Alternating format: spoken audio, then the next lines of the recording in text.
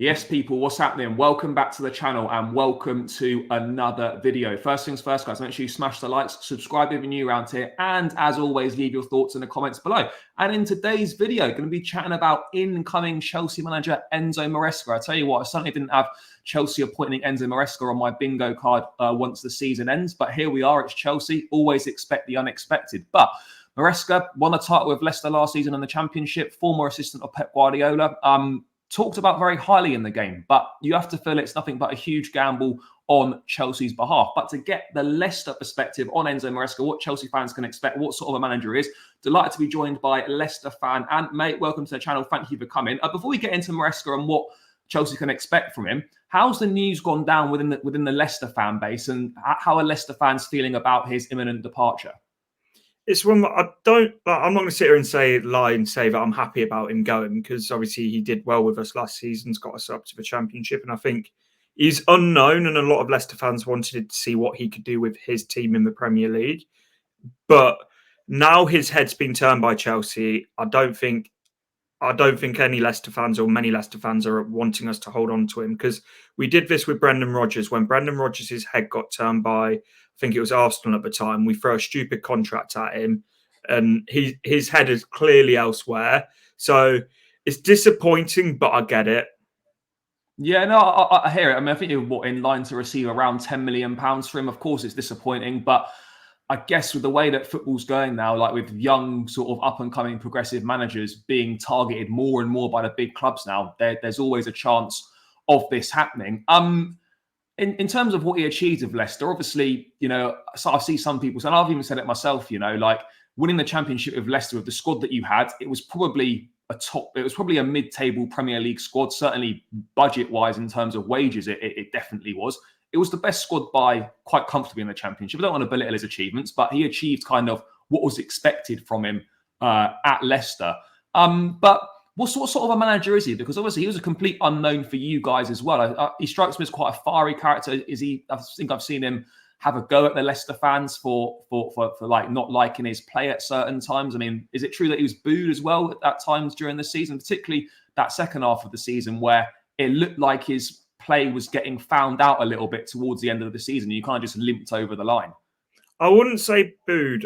There's just a certain section, particularly at the King Power, that just like moan and groan if it's not lumped forward to Vardy every single time, and it's like long ball counter attack. If there's even a backwards or sideways pass, it's get it forward. I'm sure you guys have got the same. That happens all the time. Like Stamford Bridge doesn't seem to have the patience of build-up play. It's just like, people don't understand that modern day football is going to be passing around the back, patient build up. But I suppose when you're chasing a goal or down in a game, you don't want to see that. No, but there was, and I think there was the one time I've seen it turn sort of a little bit toxic and sour was Bristol City away, where we'd been on an awful run of form. And then we just put in one of the worst performances I'd seen of the season. And then it did look like we were going to throw away promotion there. But I don't think that was purely aimed at Enzo. That was like the whole players, and there was a lot of frustration shown there. But there always will be. Football's an emotional game, especially when you're putting your money into following a team home and away. People will show if they're not happy. No, that absolutely will. And in terms of what kind of a manager he is, how does he set his team up? Because obviously Leicester, certainly that first half of the season, were brilliant. It looked like you were going to run away with the league. You were 12 or 13 points clear at one stage. He strikes me as someone that's quite stubborn with the way that he plays, almost a little bit like the Ange Postecoglou sort of vibe, where no matter what's happening in a game, no matter what the result is, the tactics are the tactics, and I'm not changing. Is that a fair thing to say? What sort of a manager is he? Yeah, it's very much, and there's been one time that he's really changed what he's done this year, but as a general rule of thumb, it's very much Enzo's way of like slow possession, build-up play. Like he will stick with like plan A is all you're going to see until 90 minutes. And it's like when plan A works, it is fantastic, and it's been some of the best football that I think I've seen in a long time down at the King Power. But when it's not working, it is frustrating as anything. And it's like, football's evolved from sort of a plan B being put your big centre half in the box and whip balls into the cross for the last sort of 10 minutes of the game. Like football's moved on beyond that. But it's when you're still trying the same thing that hasn't been working from the first minute and you still haven't broken them down by the 85th minute. That's when it gets very, very frustrating. Yeah, no, 100%. And in terms of like positional play and that sort of thing, I mean, I've seen reports saying that like Chelsea were obviously impressed by, he's obsessed with a possession-based style of football. Like a player is very much rigid to their positions. Is that there doesn't appear to be, from what I've certainly looked into, much room for freedom. Like for players to drift inside or whatever. It's very much players are set in their positions and you kind of stay in those positions. Would that be a fair thing to say? To an extent, but you also have like players like Dewsbury Hall who has popped up in different positions and sort of shown freedom. And even with your wingers, like yes, they're always on their wing, but they're given the freedom to be creative, to take their man on, and to express themselves. So there was a spell, and this was really when our form dropped off, that the wingers weren't taking on their fullback, and it was always passing back and cutting back, and that looked like it was a confidence issue. But you could see Enzo Maresca going mental on them at the sideline for not taking on their fullback and not taking on their man. So it's like, as at times it will be very, very structured, very, very slow, but also at times you will see like the creativity of your wide players and your creative players. So if I was to ask you, what is an Enzo Maresca team? Like, how would you explain it? What can Chelsea fans expect to see how he sets them up? Would you expect what he did at Leicester for him to take that with him to Chelsea and just kind of evolve it? Better players who might be able to carry out the jobs that he's asking of them slightly better than what Leicester's players could have done. How would you describe a Maresca team? Like, is it possession based? Is it free flowing football? What sort of thing is it? Heavy possession based, like looks to control games and very much just looks to limit the opposition having any of the possession. A lot of the time he tries to suffocate the opposition in their own half where it's just limiting them having anything. But one thing that I would say, and I've heard this quite a lot, is about having better players and stuff than Leicester, which Chelsea will do, and I'm not going to sit here and deny that. But I also think you've got to account, when you look at Leicester last year, we had much better players than the opposition that we were playing for 95% of the season. I don't think you will have that. I think you'll have better players than a lot of the teams, but I don't think the gap will be as big as the gap between Leicester and the rest of the Championship in terms of quality. Because you look through our starting 11 last year, there's a lot of Premier League quality in that. No, I would agree. I was at the game when we played you lot in the FA Cup, and I was really impressed with how you played. Obviously, I didn't really realise that Maresca was going to be coming to us at that point, but I was really impressed with how you played. Good football, nice build up. Thought Dewsbury Hall was outstanding in that game. A real top quality Premier League player. Same with Harry Winks. So there is Premier League quality in that team. But in terms of kind of how he sets up, is it more 4-2-3-1, 4-3-3? Is there tactical flexibility in how he sets up? Does he operate with 2-8s and a holder? Because I know indeed he was predominantly a holding midfield player, but I remember him saying something that he'd actually kind of changed to a bit more of a number 8 under Maresca. Yeah, so indeed he had played far more advanced than he ever had before this season, but you could get away with that in the Championship. In the Premier League, he doesn't have the ability to play more advanced. It's one of those, I think he played that role because we had no one else to do it, but you'll probably be looking at it as a back four, but then with it's been Ricardo Pereira for us. I don't know if it would be Gusto or Reece James, one of the two, inverting into midfield alongside. It was Harry Winks for us, so I'd probably say Enzo Fernandez. Enzo, yeah, one of them too.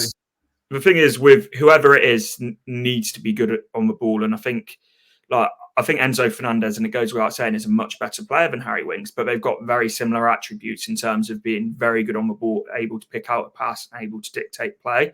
So I would imagine that would be the same. And then you get slightly further up in the pitch, you've got the two 8s that for us was Dewsbury Hall and Ndidi, who are getting beyond the strikers, beyond the wingers, really making those late runs into the box. So again, you look at Chelsea and it's like, could Cole Palmer potentially be in the role that Dewsbury Hall's been in this year? Because I would say he's probably your best creative player at the moment. 100% our best creative player. But just because obviously Palmer's just on Palmer, he's operated generally off the right-hand side this season, off the right wing, not as a traditional winger, but drifting in off that right-hand side. He's also played a number 10 at times. In terms of how Maresca sets an attack up, obviously with you boys, it was kind of 2 out and out wingers, and Vardy, maybe Daka on some instances playing down the middle. At Chelsea, we have got touchline wingers, the likes of Mudryk, the likes of Madueke, but how do you expect him to potentially maybe set the attack up? And is it very much like he likes a centre forward in the box and two wide men, almost old school, like taking your wingers on, putting balls in? How does he like to attack? No, he likes his striker to drop deep.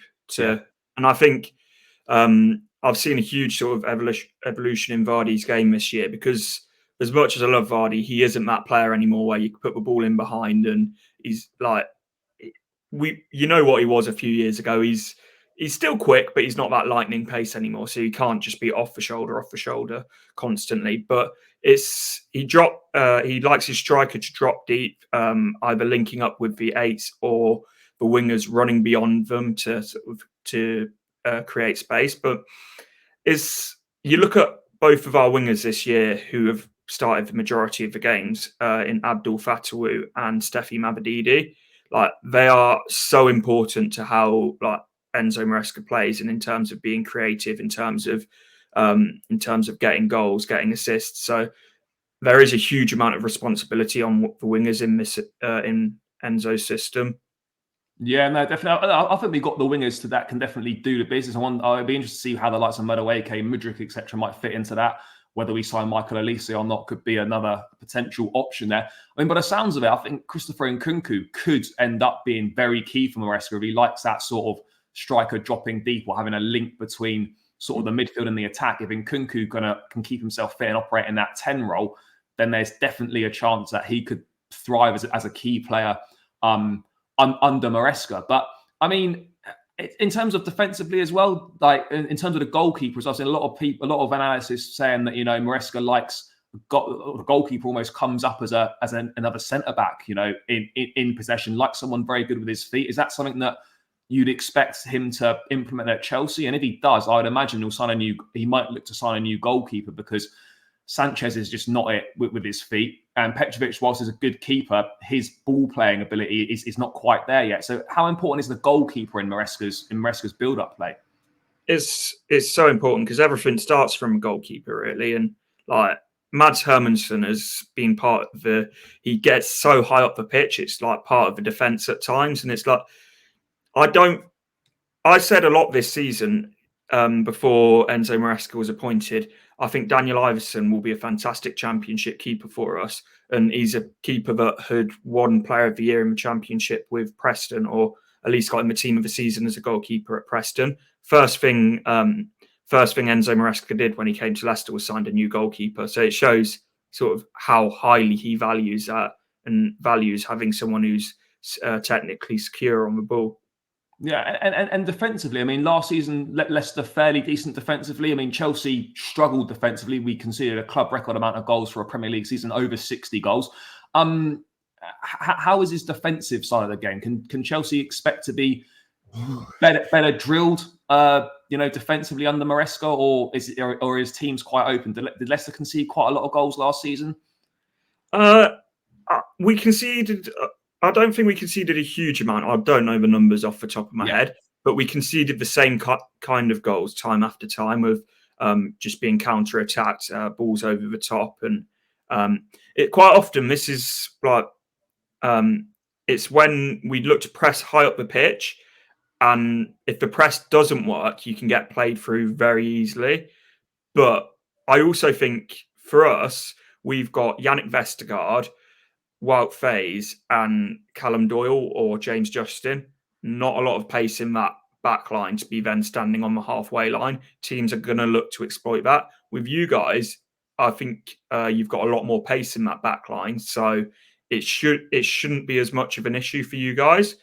But the one thing I would say is that if you are going to play the Enzo Maresca system, it's something that every single player has to buy into, and every single player has to be pulling their weight. Because if you've got one player that's not, it's very easy to play through.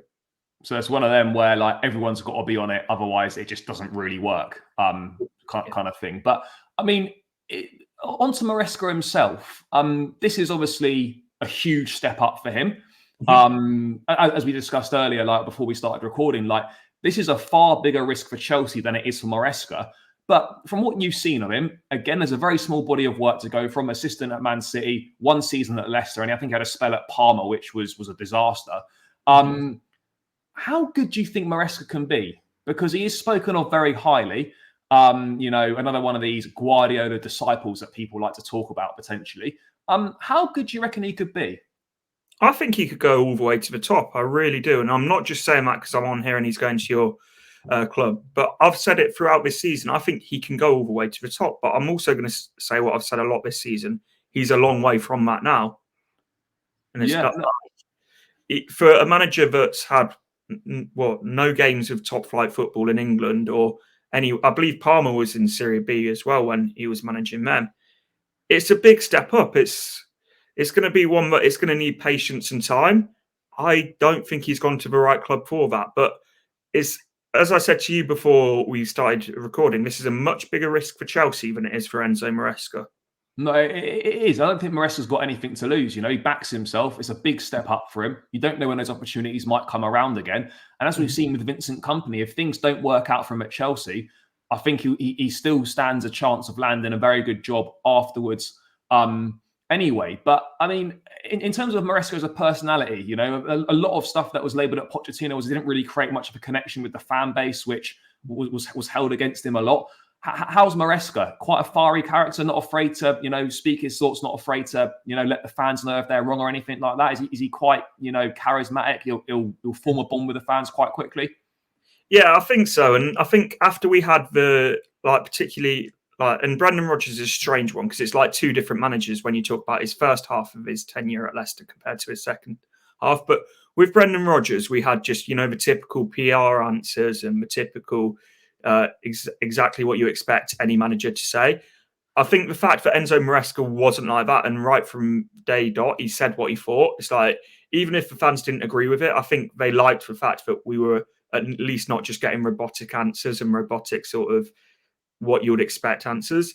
And he's built a very good relationship with a lot of the fans, particularly he's done a lot of fan Q&As. He's gone out to meet up with different fan groups and stuff like that, which I think goes a long way. And I think he was very aware when he came into Leicester that the relationship between the squad and the fan base was very broken after Brendan Rodgers and relegation. So I think he did everything he could to get to sort of build that. And I think he realised straight away how important it is to get the fans on board.